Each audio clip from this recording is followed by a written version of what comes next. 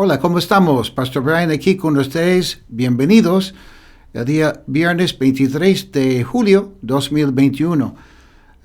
Estamos estudiando Segundo de Reyes y hemos llegado hasta el capítulo 16 la semana pasada.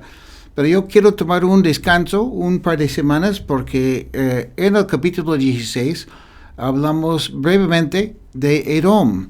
Y muchas veces leemos de esas tribus, esos grupos, esas naciones, etcétera, esas familias, y no sabemos de qué se trata el día de hoy. Y esta noche vamos a ver que la palabra de Dios es sorprendente cuando habla de cosas que están sucediendo hasta el día de hoy, palabras, o mejor dicho, pasajes proféticos, por ejemplo. Pero antes de empezar, quiero animarles que estamos tomando unos días para ayunar, para clamar al Señor por un gran mover de su Espíritu Santo, un gran mover de salvación para muchas personas, avivamiento en las iglesias también, y les animo también a orar y ayunar con nosotros. Todo para la gloria de Dios, y cuando ayunamos no es exactamente para cambiar el corazón de Dios, sino para que podamos ser sensibles a la voz del Espíritu Santo y vivir vidas que le agradan al Señor. ¿Ok? Estamos clamando al Señor por un gran mover de su Espíritu Santo en el Perú y en los países cercanos en los próximos años. Estamos en los últimos días, eso sí, y no hay nada en la palabra de Dios que dice que no puede haber un gran mover del Espíritu Santo antes del rapto de su iglesia. Señor, gracias por esa esperanza que tenemos en ti. Gracias, Señor, porque confiamos en tu palabra. Gracias, Señor, por tu amor por un pueblo perdido. No hay nadie que está demasiado lejos para que tú no lo puedas alcanzar. Te ofrecemos nuestros cuerpos, nuestras vidas en servicio tuyo. Somos tuyos, Señor, y clamamos a ti por nuestros barrios, por nuestras ciudades, por nuestros países, y pedimos que nos uses para que muchas personas puedan conocerte y llegar a ser discípulos tuyos. En el nombre de Jesús, amén. Estamos orando por un local, un edificio más grande para Colonia Lima, pero he hablado con mi hijo hoy día diciendo que si confiamos en Dios, si clamamos al Señor para que Él haga algo grande, ningún edificio va a ser suficientemente grande por lo que Dios va a hacer. Por eso estamos capacitando líderes, personas que van a poder hacer discípulos de muchas iglesias pequeñas en toda la ciudad de Lima y en todo el país del Perú y en otros sitios. Pero quizás estás viendo esta enseñanza esta noche y tú no estás seguro si crees en Dios o no. Por eso estás escuchando, estás viendo el video. Entonces el título esta noche es ¿No crees en Dios? No tienes excusa. ¿No crees en Dios? No tienes excusa. Vamos a hablar esta noche de un tema, Edom. La Biblia habla en el Antiguo Testamento de Edom, que ese Edom existe hasta el día de hoy con otro nombre. ¿Okay? Vamos a dar un repaso brevemente de los capítulos 30 al 38 de Ezequiel, porque en esos capítulos vemos cosas increíbles realmente. Increíbles porque en cuanto al tiempo y los eventos que vemos en el libro de Ezequiel, lo que Ezequiel menciona, profecías, nosotros en nuestro tiempo estamos en los capítulos 34 al 36. No en nuestro estudio bíblico, sino en nuestro tiempo en la historia del mundo. Lo que Ezequiel escribe hace 2500 años atrás es lo que estamos viendo en el mundo de hoy. En el capítulo 34 de Ezequiel, por ejemplo, el capítulo 34 habla de los pastores de Israel, los líderes, ¿no? Deberían pastorear el rebaño de Dios y hacen todo lo contrario. Y en Ezequiel capítulo 34, los versículos 2 al 4 dice: hijo de hombre, se refiere a Ezequiel, hijo de hombre, profetiza contra los pastores de Israel. Profetiza y diles que yo, su Señor y Dios, he dicho: ay de ustedes, los pastores de Israel, que solo cuidan de sí mismos. ¿Acaso no son los pastores los que deben cuidar de los rebaños? Ustedes se comen lo mejor, se visten con la lana, degüellan a las ovejas más engordadas, pero no cuidan de las ovejas. Ustedes no fortalecen a las ovejas débiles, ni curan a las enfermas, discúlpeme, no curan a las enfermas, ni no venden las heridas de las que se quiebran una pata, ni regresan las descarriadas al redil.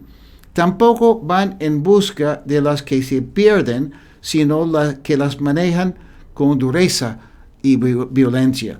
Lamentablemente, lo que Ezequiel profetizó en cuanto a los líderes religiosos de Israel hace 2500 años es lo que también vemos en el mundo de hoy con los supuestos pastores que piensan que el ministerio es una manera de ganar mucha plata y manejar, o mejor dicho, manipular a las personas con sus enseñanzas que no son de Dios.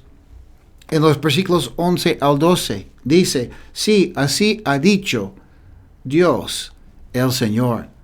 Yo mismo voy a ir en busca de mis ovejas. Yo mismo las cuidaré, tal y como las cuida el pastor cuando se halla entre sus ovejas esparcidas. Yo las rescataré de todos sus lugares por los que fueron esparcidas aquel día nublado y oscuro.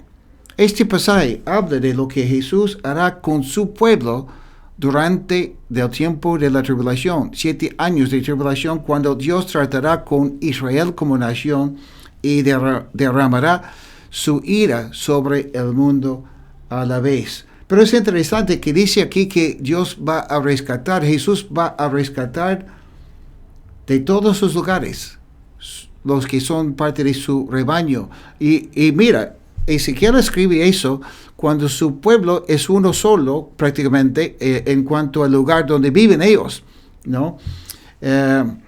Están pasando por un tiempo muy difícil, pero todos mayormente están en el mismo lugar del mundo. Pero Ezequiel profetiza que el mismo Salvador va a rescatarlos de todos esos lugares por fueron esparcidas las ovejas. Y es interesante porque él no sabía lo que iba a pasar después de 70 después de Cristo, con el templo destruido por los romanos, etc. Y cómo el pueblo de Dios iba a ser esparcido. Y ahora, hoy en día hemos visto que hay judíos en todo el mundo, pero poco a poco están volviendo a su tierra, a la tierra de Israel.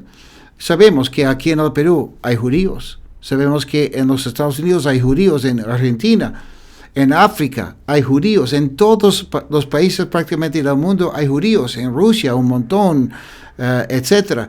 Pero también es interesante que en los últimos años han descubierto que hay lugares en la China donde la gente no trabaja los días sábados, donde la gente no come chancho, no come mariscos, cosas así, y no sabían exactamente por qué. Y cuando han hecho análisis, pruebas de ADN, han descubierto que esas personas son descendientes de judíos. Y algunos de esos judíos de la China han vuelto y ahora están viviendo en Israel. Justo lo que Ezequiel profetizó en su profecía en el capítulo 34. En el capítulo 35 también habla de Edom, de los árabes. Los edomitas son los árabes de hoy, ¿ok? Los edomitas de la Biblia, los descendientes de Esaú son los de Edom, por si acaso, y los de Edom son los árabes de hoy. Y cuando habla de Monte Seir, en el capítulo 35, el Monte Seir no es un monte exactamente, sino una cordillera. Y en Deuteronomio capítulo 2, versículo 22, dice, por ejemplo, como hizo el Señor con los hijos de Esaú que habitaban en Seir, delante de los cuales destruyó a los horeos, ellos sucedieron a estos y habitaron en su lugar hasta el día de hoy. Hoy en día, los montes o el monte Seir, donde habitan árabes, es conocido ese lugar hoy en día como Jordania, ¿ok? El pueblo de Jordán. Los versículos 5 al 6 de Ezequiel capítulo 35 dice, tú has sido siempre el enemigo de los hijos de Israel. Hablando de Edom, del monte de Seir, hablando de los árabes. Tú has sido siempre el enemigo de los hijos de Israel. En los peores momentos, cuando ellos estaban más afligidos, tú los entregaste al poder de la espada. Por eso, juro que la sangre será tu destino, puesto que no aborreces la sangre, siempre la sangre te perseguirá. Hemos visto a través de los años la gran lucha entre los árabes y los judíos, y los árabes con otros pueblos también. En el capítulo 35 de Ezequiel, donde estamos ahorita, en el versículo 15, dice, así como te alegraste cuando el territorio de Israel quedó devastado, así me alegraré también de ti, monte de Seir, tú y todo Edom van a quedar asolados. Así sabrán que yo soy el Señor. En el versículo 36, al capítulo 36, el versículo 1, sigue la profecía. Dice, tú, hijo de hombre, profetiza a los montes de Israel. Ya no es el monte de Seir, sino los montes de Israel, que es importante, subrayenlo en sus Biblias. Diles que oigan la palabra del Señor. Los montes de Israel se refiere a la ribera occidental, Cisjordania y Gaza. ¿Okay? Actualmente la mayor parte de Cisjordania está administrada por Israel, aunque el 42% se encuentra bajo diversos grados de gobierno autónomo de la autoridad palestina dirigida por Fatah. La Franja de Gaza está actualmente bajo el control de Hamas, que es un grupo terrorista de árabes, musulmanes, ¿no? Y a veces el grupo Fatah se llama Al-Fatah. Es una organización político-militar palestina que fue fundada en 1958 en Kuwait por Yasser Arafat y constituye un componente principal de la Organización para la Liberación de Palestina, la OLP, que se creó en 1964 y es miembro consultor de la Internacional Socialista, creada en 1951. Y a mediados de 2020, mira, estamos hablando del año pasado, su presidente era y es Mahmoud Abbas, ¿ok? El nombre es un acrónimo en árabe de Movimiento Nacional de Liberación de Palestina, ¿ok? Habla Dios a los montes de Israel que en este momento están controlados prácticamente por los árabes, que algunos llaman los palestinos. En Ezequiel capítulo 37, los versículos 4 al 8, la profecía de hace 2500 años dice, entonces el Señor me dijo, profetiza sobre estos huesos y diles, huesos secos, oigan la palabra del Señor. Ezequiel está profetizando en una visión a huesos secos. Y dice aquí, eso es lo que dice el Señor. Les dice, huesos, voy a hacer que entre en ustedes el espíritu y ustedes volverán a vivir. Voy a poner tendones en ustedes y volveré a cubrirlos de carne y de piel. Pondré también el espíritu en ustedes y volverán a vivir. Así sabrán que yo soy el Señor. Yo profeticé tal y como se me ordenó, y mientras yo profetizaba hubo un ruido y un temblor, y los huesos se juntaron el uno con el otro. Me fijé y vi que ya tenían tendones y que se cubrían de carne y que se iban revistiendo de piel, pero aún no había en ellos espíritu. Eso es Israel después de la Segunda Guerra Mundial. Cuando vemos fotos de esos judíos perseguidos por los nazis, y prácticamente eran huesos nada más. Y muchos pensaban que Israel no iba a sobrevivir la Segunda Guerra Mundial con los nazis y todos los antisemitas que los odiaban. El objetivo de Hitler, terminar con la raza judía. Pero no fue así. Cuando todos pensaban que Israel, los israelitas, ya no iban a sobrevivir, cuando vimos a los presos ahí en los centros de concentración, campos de concentración en los países conquistados por los nazis, vemos gente que prácticamente carne y hueso, nada más, ¿no? Y los huesos se juntaron y nació de nuevo Israel como nación en un solo día. Pero esos huesos no tienen el Espíritu de Dios todavía. O sea, Israel es una nación, los judíos ya tienen su lugar, pero no cuentan todavía como nación con la llenura del Espíritu Santo. Felizmente, muchos judíos están llegando a los pies de Cristo. Oramos por eso y nos regocijamos con aquellos que sí, pero como nación no es así.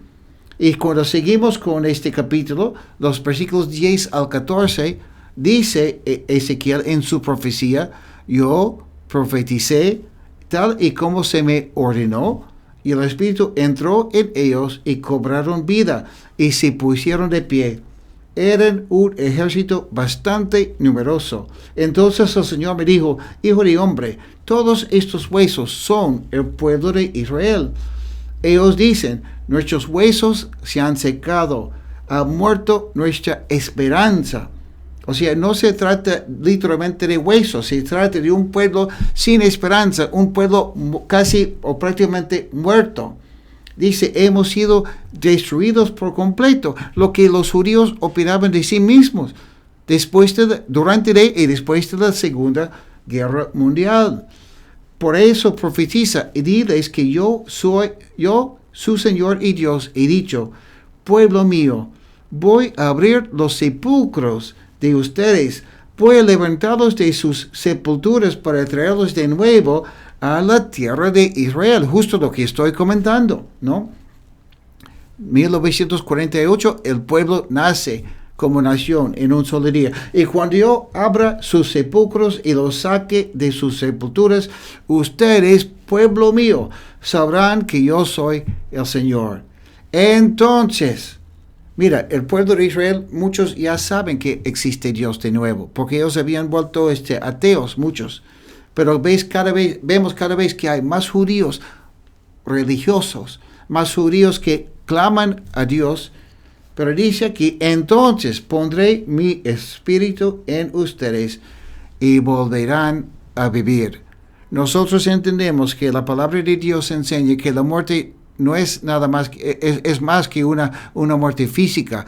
La muerte más importante, la muerte más triste es la muerte espiritual.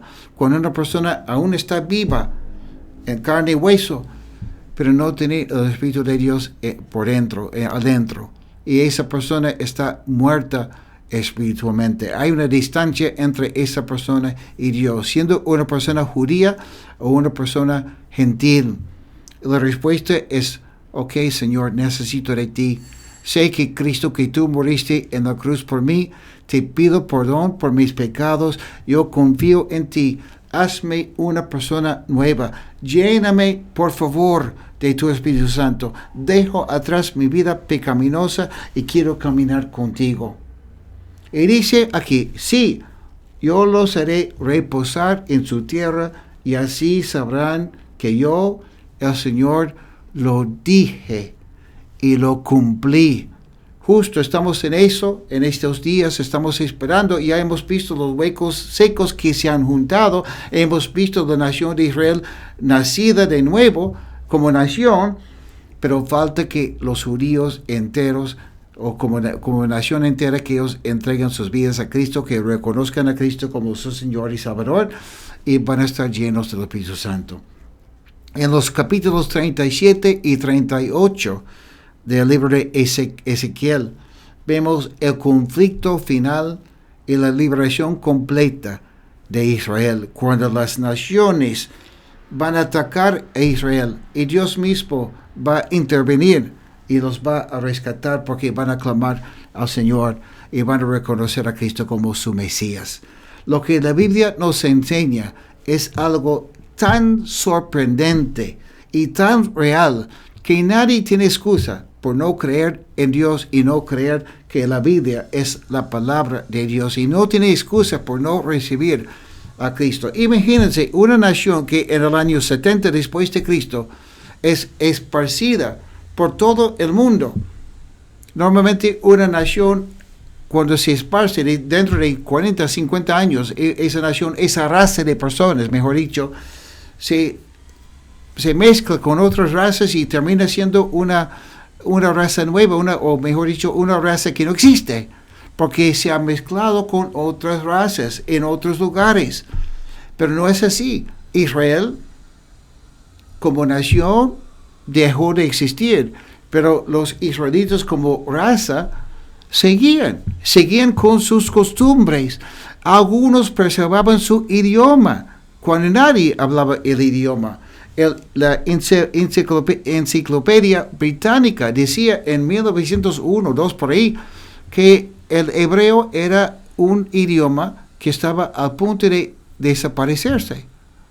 Pero hoy en día millones de personas hablan el hebreo y cada vez hay más personas aprendiendo ese idioma porque es parte de lo que Dios ha profetizado cuando el mundo pensaba que iba a ser imposible. Y ni hablar, como hemos dicho, de lo que pasó con ellos y con los nazis.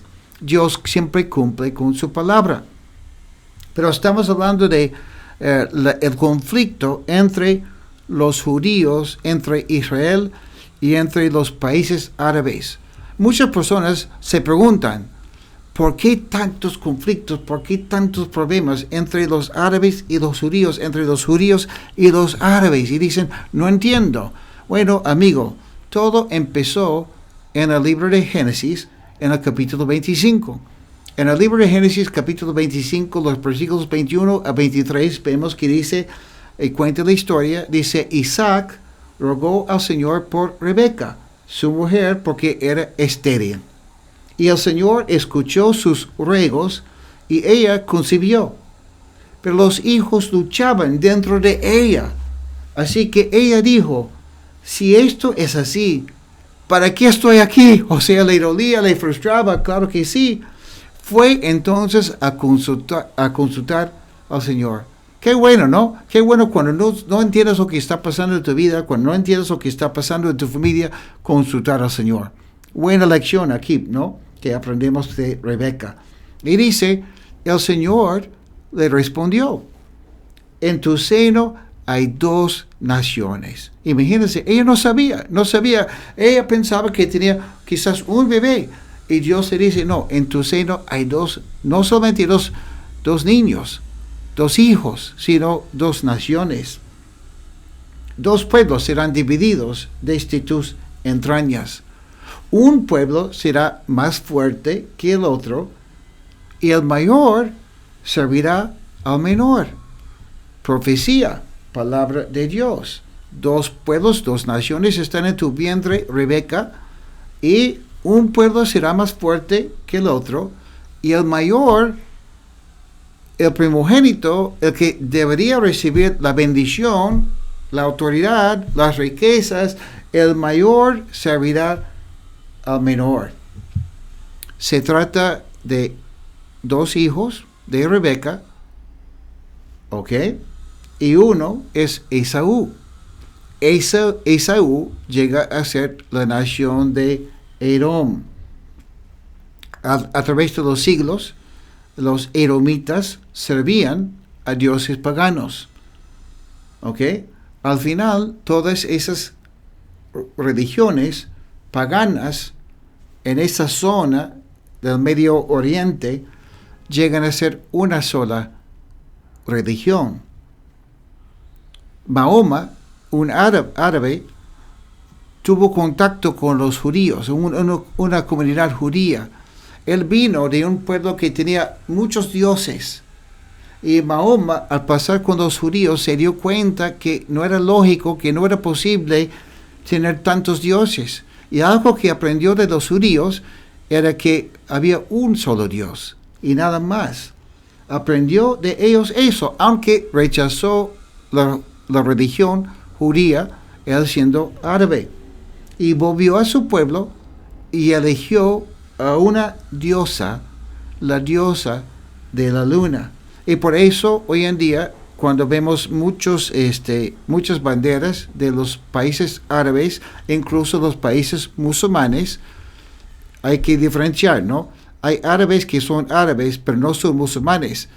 Felizmente, gracias a Dios, hay árabes que son cristianos, pero la gran mayoría de los árabes el día de hoy son musulmanes. Y siendo musulmanes que sirven a Alá, y ellos no van a reconocerlo, no van a admitirlo, pero Alá, el Dios de ellos, es la diosa de la luna. Y por eso en sus banderas siempre hay la luna, creciente de la luna, ¿no? Los musulmanes de hoy sí lo niegan, que están sirviendo a una diosa. Pero es así, es la misma diosa que es Diana en el Nuevo Testamento, cuando Pablo va y predica en Éfeso, etc., ¿no? Eso lo sabemos por la historia, por la antropología, por la arqueología, etc. Bueno, continuando con Génesis capítulo 25, versículos 19 al 25, dice: estos son los descendientes de Isaac, hijo de Abraham. Abraham engendró a Isaac. Isaac tenía 40 años cuando tomó por mujer a Rebeca, hija de Betuel, el arameo de Parán Aram, y hermana de Labán el arameo. Isaac rogó al Señor por Rebeca, su mujer, porque era estéril, y el Señor escuchó sus ruegos y ella concibió. Esa es la parte de la historia que nos interesa, ¿no? Pero los hijos que luchaban dentro de ella, y así que ella dijo, como hemos leído: Señor Dios, no sé qué es lo que está pasando conmigo. Y Dios le dice: hay esas dos naciones que están en tu seno. Cuando vemos más abajo, dice en el versículo 24, cuando se cumplieron sus días para que diera a luz, resultó que en su vientre había gemelos, tal como Dios había dicho. El primero en salir era rubio y todo velludo. Le pusieron por nombre Esaú, que llega a ser el antepasado de los edomitas.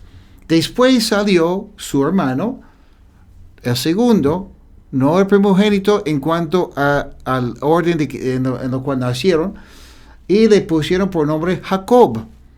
Isaac tenía 60 años de edad cuando ella los dio a luz. Versículo 26. Los niños crecieron y Esaú fue un hombre de campo y un cazador experto, pero Jacob era un hombre tranquilo que habitaba en tiendas. Uno será más fuerte y el mayor servirá al menor. Eso fue la profecía. Vamos a ver lo que pasa aquí.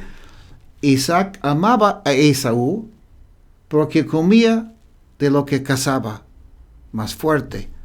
Pero Rebeca amaba a Jacob. Cierto día Jacob preparó un guiso y Esaú, que volvía del campo cansado, le dijo a Jacob: por favor, dame a comer de ese guiso rojo, que estoy muy cansado. Por eso fue llamado Edom. Ahí está, Esaú, Edom. ¿Ya? Y Jacob le respondió, pues véndeme hoy tu primogenitura, los derechos, etcétera, la capacidad de ser el reconocido. Esaú dijo, ¿y para qué me sirve la primogenitura si estoy a punto de morir? Jacob le dijo, pues júramelo hoy mismo. Y Esaú le hizo un juramento a Jacob y le vendió su primogenitura. Entonces Jacob le dio a Esaú pan y el guiso de lentejas.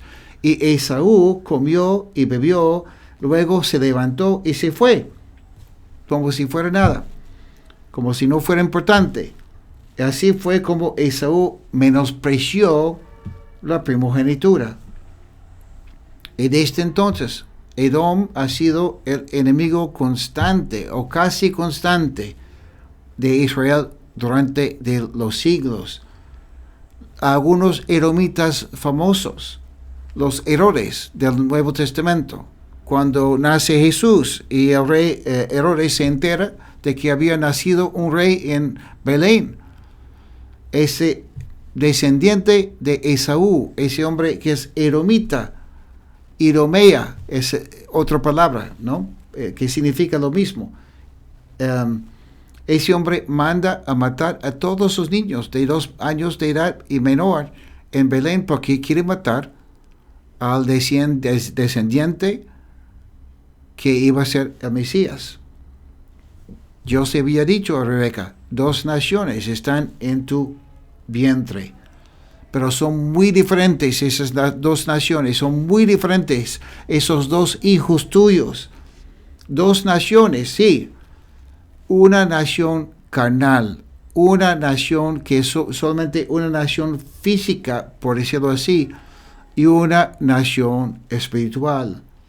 Una nación como los descendientes de Esaú, que menosprecian lo que Dios les ofrece, luchando o en competencia siempre con su hermano Jacob, que es una nación espiritual, como Israel, no hablando de la nación, sino de la persona. Ambas naciones iban a crecer y luchar la una contra la otra. Rebeca tenía esas 2 naciones en su vientre y no lo sabía hasta que Dios le enseñó. Imagínense esa profecía también del libro de Génesis. Esaú, Edom, esa nación creció más rápido. Ellos ya tenían ciudades, tenían reyes cuando Israel estaba en esclavitud en Egipto. No tenían ningún rey, era una familia pequeña todavía también, como dice la profecía. Edom tendría su religión. Alá es Dios y Mahoma es su profeta. Y cuando hablamos de la nación de Israel, la nación espiritual, ellos también tendrían a su Dios y al Hijo de Dios, Jesucristo. Y es a través del Mesías que Jacob llega a tener no solo hijos físicos, sino hijos espirituales. Dios repite muchas veces esa frase, el Dios de Abraham, y no queda ahí, no solo dice el Dios de Abraham, sino el Dios de Abraham, Isaac y Judá.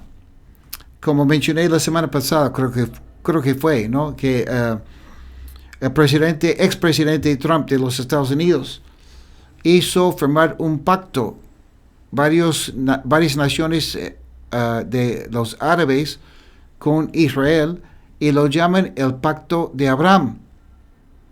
¿Y cuál es el problema ahí? Si solo hablamos del Dios de Abraham, eso es decepción, es mentira, es el engaño del enemigo. Porque el Dios de la Biblia no es solo el Dios de Abraham, sino es el Dios de Abraham, Isaac y Jacob. No es el Dios de Abraham, Ismael y Esaú. No es el Dios de la Bamba, del Dios Bamba. No es el Dios de la mentira, no es el Dios del engaño. Rebeca tenía esa lucha ya en su vientre. Imagínense, hemos pasado miles de años de lucha entre los descendientes de esos dos mellizos en su vientre de Rebeca. La segunda profecía es que el primogénito no será Esaú, sino Jacob. Y hoy muchos líderes mundiales, e incluso muchas denominaciones cristianas, quieren reconocer a Esaú como el que es descendiente con mayor reconocimiento, por decirlo así, ¿no? Muchas denominaciones cristianas quieren reconocer a los descendientes de Esaú como los más importantes. Y eso es pecado, es blasfemia. ¿A dónde voy con eso? Hasta nuestras Biblias ponen los mapas en la parte de atrás y usan la palabra para describir esos mapas, Palestina. Y hay denominaciones que defienden a los palestinos y dicen que Israel debería darles lo que les corresponde. Y están con ellos y están en contra de Israel. Pero hay que recordar que la misma palabra Palestina es una palabra que inventada por los romanos para poder burlarse de Israel. Porque la palabra Palestina viene de la palabra, se me escapa, filisteo. Mi mente se quedó en blanco un ratito. De la palabra filisteo. Entonces los romanos, al llamar Palestina, decían, esa tierra no les corresponde a los de Israel, sino a los filisteos. Imagínense, Goliat era filisteo. En Génesis 25 también vemos que Jacob ya está viejo y va a bendecir a su hijo Esaú porque no respeta la profecía, no respeta lo que Dios ha dicho, y también Esaú, siendo el primero que nació, por eso quiere bendecir a Esaú y no a Jacob. Además, vio que Esaú era el hombre más macho, más fuerte, el que era cazador, ¿no es cierto? ¿Y qué hizo Rebeca? ¿Se acuerda de esa historia? Mandó a su hijo Jacob vestirse como Esaú. Mató Rebeca la comida, el animalito, y mandó a su hijo Jacob dárselo a su papá, su comida, y engañar a su papá. Y es interesante porque aunque lo que hizo Rebeca era mentir, ella engañar a su propio esposo, aunque eso es pecado, no vemos a Dios condenando a Rebeca por esa acción en la Biblia. Y no vemos a Dios condenando a Jacob tampoco. Y no estoy diciendo que lo que han hecho está bien, sino que a veces en la palabra de Dios, en la Biblia, hay cosas que ocurren que a propósito no vemos que Dios va en contra de eso en este momento, porque Él está permitiendo eso porque tiene que ver con su plan. Rebeca sí entendió la profecía. El mayor servirá al menor. Muchos hoy día quieren hacer lo que hizo Isaac. Quieren ignorar la palabra de Dios y quieren bendecir a Esaú en vez de bendecir a Jacob. Quieren negar la bendición de Jacob, que es la bendición de Dios en cuanto a la tierra de Israel. Pero Dios termina bendiciendo a Jacob. Ezequiel tiene 2 capítulos mellizos. Mira, Esaú y Jacob, 2 mellizos. Ezequiel habla de los descendientes de esos 2 hombres, Esaú y Jacob. Habla de los árabes, habla de los israelitas también. Ezequiel tiene 2 capítulos mellizos, tal como otros pasajes también, que nos hablan de esos 2 propósitos de Dios y esos 2 destinos distintos entre los árabes y los judíos. Ezequiel capítulo 35 y 36 se tratan de ese tema, ¿ok? Ezequiel capítulo 35 se trata del monte Seir, de Edom, de los árabes. Ezequiel capítulo 36, se trata de Israel. Esaú sintió que su hermano le había engañado, que le había estafado, que no terminó con la parte que le correspondía. En vez de reconocer la bendición de Dios en la vida de su hermano y por el menosprecio de su primogenitura, su hermano Jacob termina con esa bendición.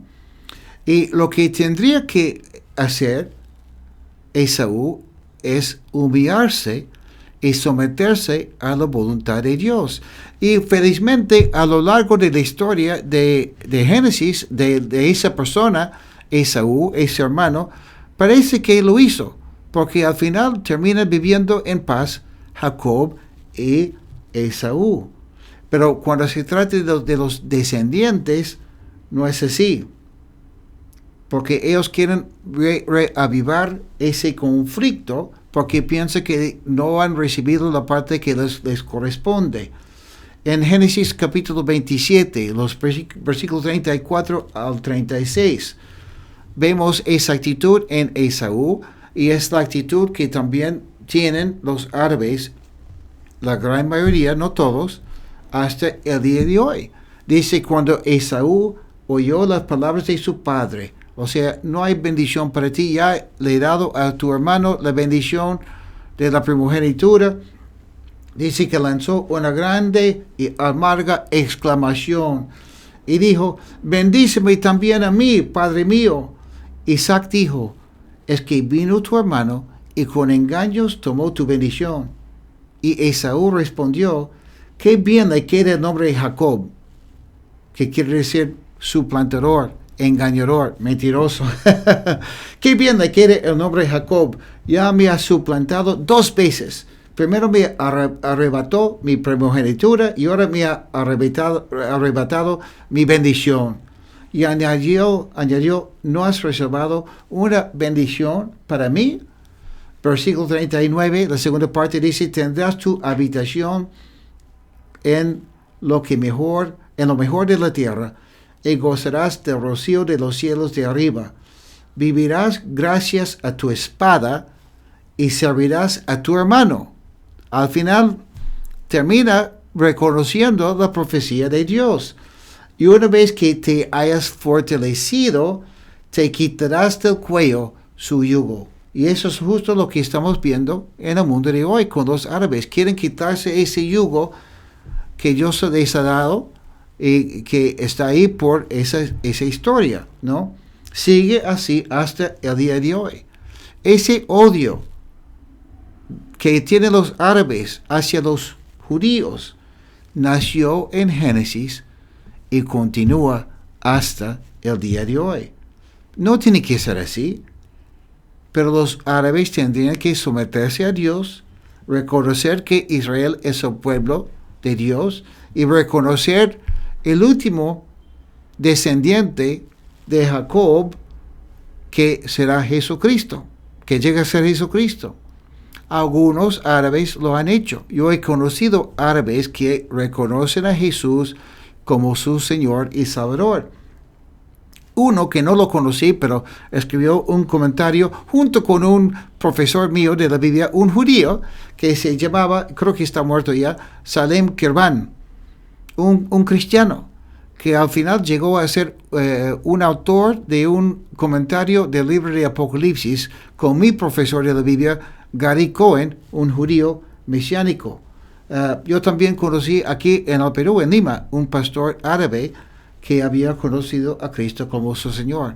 Pero en términos generales, los árabes hoy en día sirven al Dios de Islam, una religión diabólica basada en el odio. Para ellos, matar a un cristiano, matar a un judío, les garantiza el paraíso para siempre, ¿no?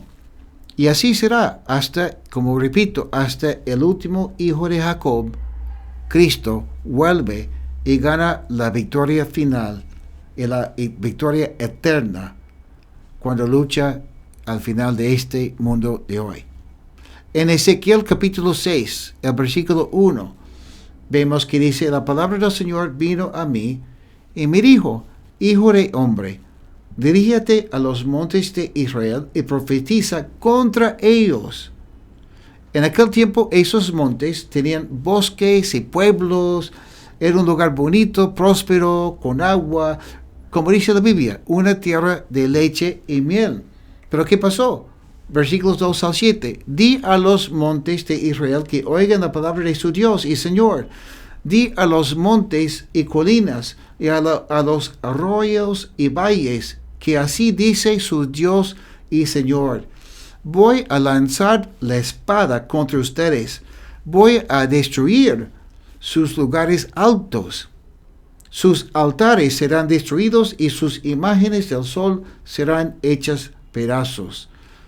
Está hablando a los montes de Israel, esos lugares hermosos, bosques, etc. El pueblo de Dios, el pueblo de Israel, ¿qué hacían? Ellos subían a esos montes para rendir culto a dioses falsos. Por eso Dios dice, yo voy a destruir esos lugares. Dice, voy a hacer que sus muertos caigan delante de sus ídolos y que los cadáveres de los hijos de Israel caigan delante de sus ídolos y que sus huesos queden esparcidos alrededor de sus altares. Donde quiera que ustedes habiten, sus ciudades quedarán desiertas y los lugares altos serán destruidos, sus altares quedarán en ruinas y sus ídolos quedarán hechos añicos, sus imágenes del sol serán destruidas, lo mismo que todo lo que han hecho. O sea, lo que ustedes han hecho, lo voy a hacer también. Cuando la gente caiga muerta en medio de ustedes, sabrán entonces que yo soy el Señor. Interesante esa profecía de Ezequiel, porque llegaron los romanos y ellos destruyeron el templo en 70 después de Cristo y empezaron lo que es la desolación del pueblo, los judíos esparcidos, escapándose, ¿no? Pero la profecía dice, donde quiera que ustedes habiten, sus ciudades quedarán desiertas y los lugares altos serán destruidos. Y ahora, eso es interesante porque después de los romanos, cuando llegaron a tener el poder de esa zona, los turcos otomanos, ellos empezaron a cobrar impuestos a los judíos que vivían ahí y los árabes también, por cada árbol que había en los terrenos de las personas. Y los impuestos eran tan altos que la gente no podía pagar. El objetivo de los turcos era poder controlar al pueblo, sacar impuestos y también, mira, ellos ni sabían que estaban cumpliendo con la profecía de Ezequiel. Pero ¿qué es lo que pasó? La gente que no podía pagar los impuestos y no quería pagar los impuestos, ellos empezaron a talar los árboles. Lo que antes era un bosque se convirtió en un desierto justo por lo que pasó con los turcos en ese tiempo, los turcos otomanos. Los turcos pensaron que era una manera excelente de ganar ese dinero, pero estaban al final colaborando con lo que Dios había profetizado miles de años antes. No sabían lo que estaban haciendo, pero la palabra de Dios siempre se cumple. Al final llegó a ser un lugar miserable. Nadie podía vivir ahí. Se convirtió en desierto la gran parte del año y cuando llegaron las lluvias se convirtió en pantano.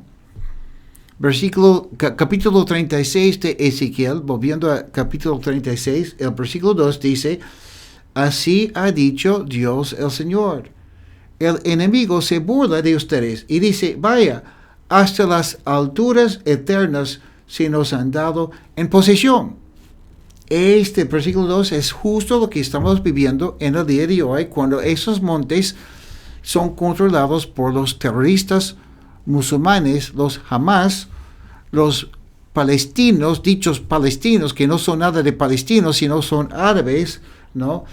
También el lugar donde antes estaba el templo judío, y hoy día ahí hay un gran problema porque los judíos quieren construir su templo, pero justo ahí en esta zona está la cúpula de la roca, que es el lugar significante más alto, el lugar más religioso más alto de la ciudad de Jerusalén.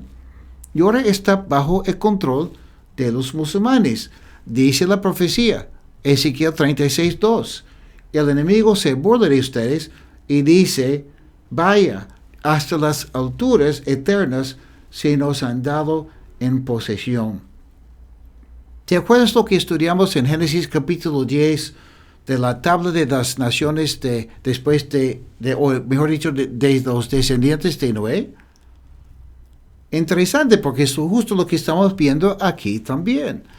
Y ahora, escúchenme, cuando Inglaterra, que tenía posesión de ese lugar hace muchos años atrás, devolvió la tierra a los judíos, y al inicio les dieron lo que era suyo, según la palabra de Dios, desde la frontera de Egipto hasta el río Éufrates. Israel, Jordania y parte de Irak era Israel. Eso pasó en 1918. 75% de lo que hoy día es Jordania debería pertenecer a Israel. Pero para complacer a los musulmanes, a los árabes en este caso, porque hay musulmanes que no son árabes, pero en este caso los musulmanes que también son árabes, para complacerlos, y se lo quitaron a los israelitas una gran parte de lo que es suyo y se lo dieron a los árabes. ¿Okay? En algunos casos y en algunos de esos lugares lo llaman Palestina el día de hoy. Si comparamos la tierra que Dios dio a Israel en el tiempo de Josué y lo comparamos, lo hacemos en un mapa y lo comparamos con un mapa de hoy, y hasta en el tiempo de Jesús, Palestina es lo que hoy día se llama Judea. El lugar donde Cristo nació, donde Cristo ministró, donde Cristo vivió. Belén hoy en día no está bajo la autoridad de Israel, está bajo la autoridad de los musulmanes. La ciudad de David, Jerusalén también, conquistado por David hace tantos siglos y siglos y siglos atrás. La tumba de Abraham, de Isaac, de Jacob, de Rebeca, de Lea, Sara, de José, de Génesis, tampoco no está en Israel, está en lo que se llama Palestina. Y el rey de Jordania es descendiente directo de Mahoma. ¿Ok? En capítulo 35, versículo 15 de Ezequiel, dice, así como te alegraste cuando el territorio de Israel quedó devastado, así me alegraré también de ti, monte de Seir. Sí, eso es la parte que le corresponde a los árabes. Tú y todo Edom, Idumea, los árabes, van a quedar asolados. Así sabrán que yo soy el Señor. ¿Ok? Es importante entonces recordar, Esaú, Edom, Idumea, es lo mismo, que hoy en día son los árabes. Porque Esaú no solo es un hombre histórico, no solo es un hombre de la historia, de la Biblia, Esaú también es una idea, es una filosofía, es una religión, es una manera de interpretar al mundo alrededor. Y Esaú es rebeldía contra Dios, o rebeldía con Dios. Un hombre judío, un sumo sacerdote, entre el tiempo del Antiguo Testamento y el Nuevo Testamento, Johann Hyrcanus, siendo sumo sacerdote, obligó a los edomitas convertirse en judíos, porque él tenía la autoridad, tenía el poder en ese tiempo. Y desde ese tiempo que él obligó a los edomitas convertirse en judíos, por eso llegan a tener poder los Herodes, que no son judíos, sino son edomitas, que hoy en día son árabes. Y con razón que ellos siempre estaban en contra de lo que Dios quería hacer. Hoy en día, repito, Edom, lo que vemos en la Biblia, Edom, es el mundo árabe que inició la religión del Islam, los musulmanes, y ellos odian a Israel. Capítulo 36, versículo 2. El enemigo se burla de ustedes y dice, vaya, hasta las alturas eternas se nos han dado en posesión. Por eso profetiza contra ellos. El día de hoy, las Naciones Unidas, otras entidades han declarado que no hay récord ninguno de que Israel ha ocupado esos lugares de Palestina. Dicen muchos que Jerusalén debería ser dividido entre los judíos y los musulmanes, entre los judíos y los árabes, mejor dicho, ¿ok? Dicen que la cúpula de la roca y toda esa parte no le pertenece a Israel, sino a los palestinos y a los árabes. Eso es un ataque directo, frontal, no solo a Israel, sino al Dios de la Biblia. Y para colmo, como repito, algunas denominaciones cristianas, supuestamente cristianas, están con los árabes, están con los musulmanes, en vez de estar con la palabra de Dios y con Israel.